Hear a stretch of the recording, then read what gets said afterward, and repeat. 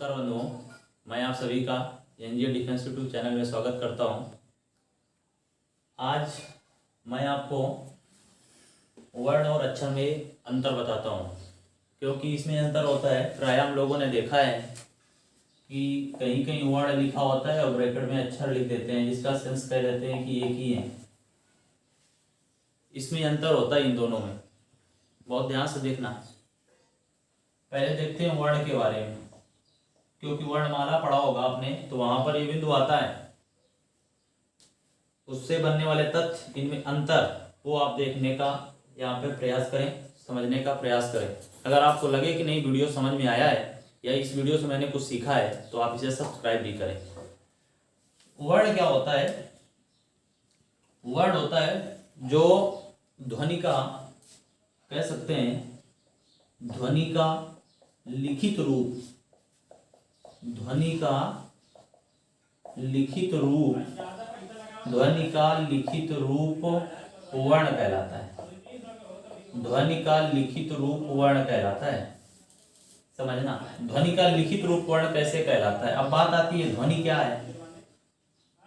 मुख से बोला गया प्रत्येक स्वतंत्र स्वर, जो मुख से बोला जाता है वो ध्वनि निकलती है, और उसको जब उसको लिख दिया जाता है तो वर्ण कहलाता है। जैसे बोला गया आ का, तो वो हो जाता है, वो ध्वनि बोली गई और वही चीज लिखी गई, तो जो ध्वनि का लिखित रूप है वो कहलाता है वर्ण।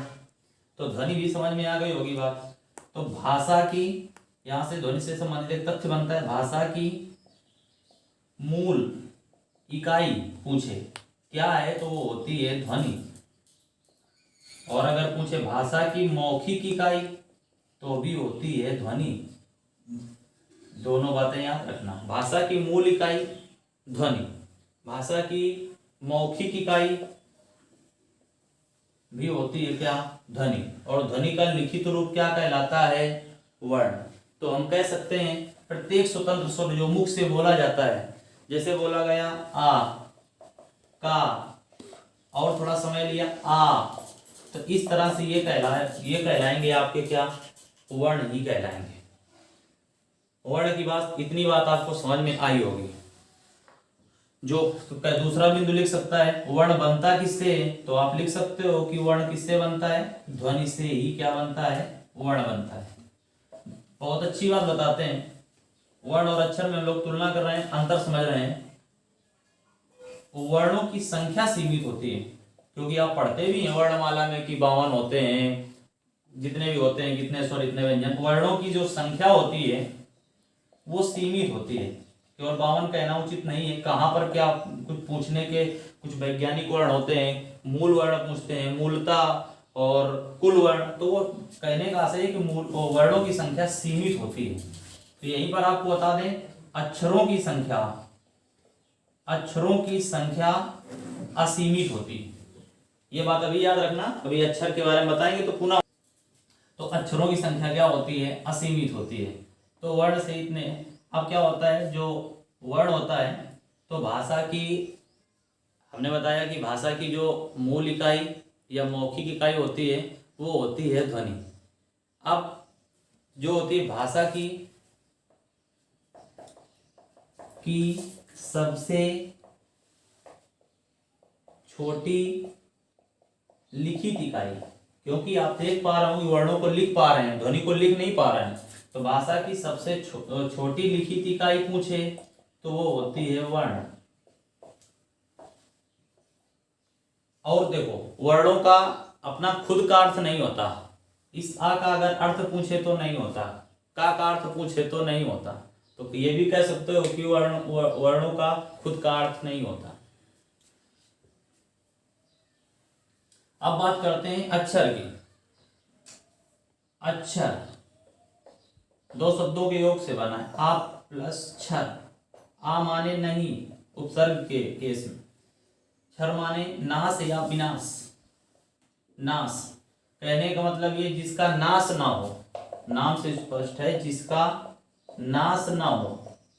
नाश से तात्पर्य यहां पर समझने की कोशिश करना कि अगर कोई भी शब्द बोलें तो उसमें बोलने पर उसका प्रवाह न टूटे, प्रवाह न टूटे, मतलब कि सीधे एक बार में ही बोला जा सके। कैसे देखना, जैसे हमने लिखा राम, ये राम लिखा हमने, इसका मतलब रा में भी मात्रा है, माँ में भी मात्रा है, तो इसमें प्रवाह टूटेगा क्योंकि रा फिर माँ। अगर हम पुनः लिखें ये राम हलंत वाला, इसमें तो मात्रा है, इसमें नहीं है, यानी ये इसके साथ ही है, तो ये राम, ये होगा राम अक्षर और ये राम होगा शब्द, और इस शब्द में होंगे क्या, वर्ण। कौन कौन से वर्ण होंगे तो आप देख सकते हो, इसका टुकड़ा कर लेंगे, वो बात समझ, ये बात समझ में आपको आ गई होगी। तो कह सकते हैं कि एक ही प्रवाह में जो शब्द बोला जा सके, उच्चारित हो, वो होता है क्या, अक्षर। कह सकते हैं अक्षरों की संख्या जो होती है, वर्णों की संख्या क्या थी, सीमित, अक्षरों की संख्या क्या होगी, असीमित। असीमित कैसे होगी, सुनना। अब एक बात करते हैं कि सभी वर्ण अक्षर होते हैं, एक बिंदु बहुत अच्छा लिखते हैं आपको यहां पर, सभी लिख लेना इसको, सभी वर्ण अक्षर होते हैं,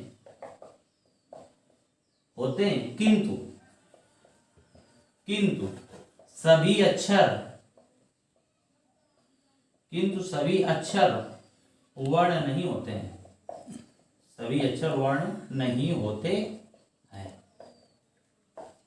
सभी वर्ण तो अक्षर होते हैं लेकिन सभी अक्षर वर्ण नहीं होते, इसीलिए क्या कहा गया, वर्णों की संख्या सीमित और अक्षरों की संख्या क्या, असीमित। अब देखेंगे कि अक्षर गिने कैसे जाते हैं, कितने अक्षर किसमें होते हैं। दो उदाहरण देखेंगे, उनके माध्यम से ही में अंतर समझेंगे। मान लो हमने एक उदाहरण लिया शेरनी,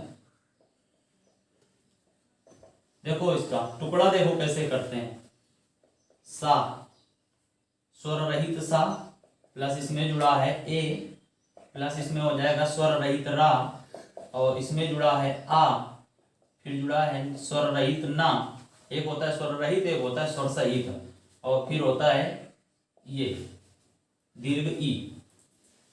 अब यहां पर देखो ये तुम्हारे हैं वर्ण, ये क्या है, सभी वर्ण।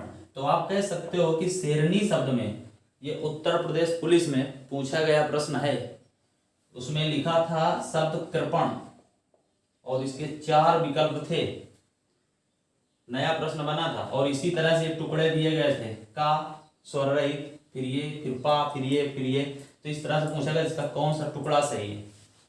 तो ये इसका वर्णों का विच्छेद है। तो ये सा हुआ, इसमें वर्णों की संख्या कितनी आएगी, तो 1 2 3 4 5 6, तो शेरनी शब्द में वर्ण कितने, 6।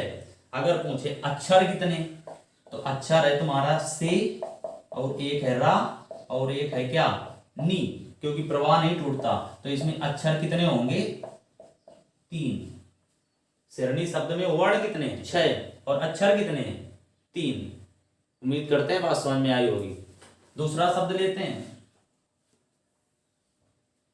ये तो नहीं पूछा गया अभी पुलिस के एग्जाम में, ये तो थोड़ा हाई लेवल पूछा गया है, लेकिन ये कृपण का ये इस तरह से टुकड़ा करना आना चाहिए। जैसे शेरनी शब्द का पूछ सकता है, निम्न में क्या होगा, तो आप इसको बहुत जरूरी से जो अच्छे से ध्यान रखना, क्योंकि जेल पुलिस के पेपर में फिर पूछा जा सकता है। अब जैसे दूसरा शब्द हमने लिया सत्य, पूछ सकता है कितने अक्षर, वर्ण तो आप निकाल लेंगे, सा, ता, सा, फिर आ, फिर आधा है, उसमें आ है नहीं, फिर या है, फिर आ है, उसमें तो निकाल। अक्षर देख लो, नियम है इसमें, इसलिए मैं बता रहा हूं, इसमें सा है और या है, ये जो आधा है इसको अक्षर में गिना नहीं जाता। जैसे मैंने राम लिखा था ना, तो माँ में अक्षर में उसको नहीं गिना गया, तब कहा गया राम क्या है, अक्षर, और वो वाला राम क्या था, शब्द। हलंत वाला क्या है, क्योंकि हलंत का मतलब होता है वो आधा हो गया, तो यहां पर ये ता, चाहे सत्य ऐसे लिख दो, चाहे ता बना के हलंत लगा दो, तो हलंत का मतलब ही होता है आधा। तो यहाँ पर सत्य में कितने अक्षर होंगे अगर देखा जाए तो 2, कौन कौन से, सा और या। उम्मीद करते हैं ये बिंदु आपको समझ में आया होगा, और जब वर्णमाला पे चर्चा करेंगे तो वहां पर और विस्तृत चर्चा करेंगे, आपको कई बातें समझ में आएंगी। अगर आपको ये वीडियो समझ में आया हो, आपका ज्ञान बढ़ा हो, तो आप इसे सब्सक्राइब कर दीजिएगा। धन्यवाद।